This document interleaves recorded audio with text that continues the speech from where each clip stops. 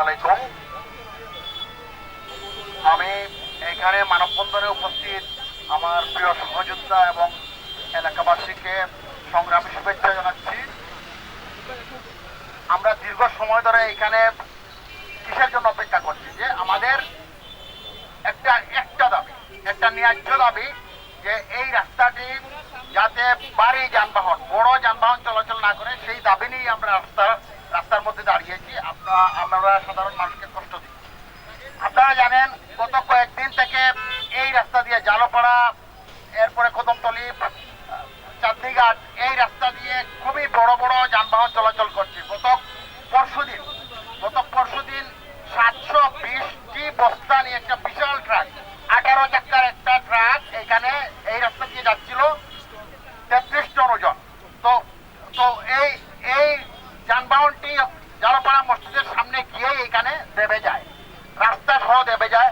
আমরা আশঙ্কা করছি এরকম রাস্তা যদি এভাবে ভারী যানবাহন চলাচল করে, তাহলে এই যে রাস্তার পাশে যে নদী আছে, সেই নদী গর্ভে আমাদের এই রাস্তাটি বিলীন হয়ে যাবে। তো আমরা প্রত্যাশা করব প্রশাসনের কাছে, তারা অনেক কিছুই বলেছেন, প্রত্যাশা করব এই ব্যাপারটি আপনারা সুনজরে দেখবেন।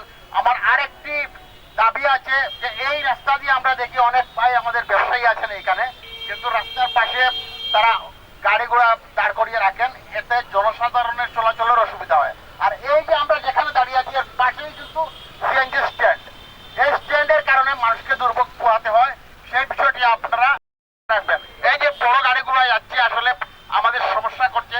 আরেকটা বিষয় আমি আপনাদেরকে জানাতে চাচ্ছি যে গত কয়েকদিন ধরেই আমাদের সিলেটের উন্নয়নের জন্য একটা মহাপরিকল্পনা গ্রহণ করা হয়েছে, কিন্তু এই মহাপরিকল্পনায় আমাদের দক্ষিণ সুরমার উন্নয়নে কোনো পদক্ষেপ নেই।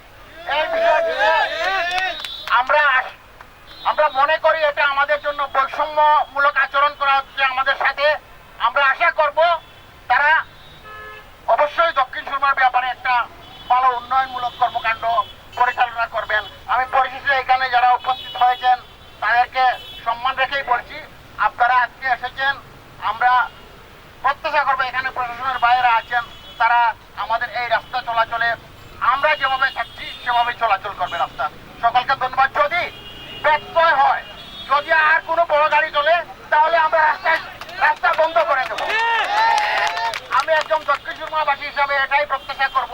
আমাদের দক্ষিণ সুরমায় অনেক যানজট লেগে থাকে, তো সেগুলো আপনারা নিরসন করবেন। আমি আবারও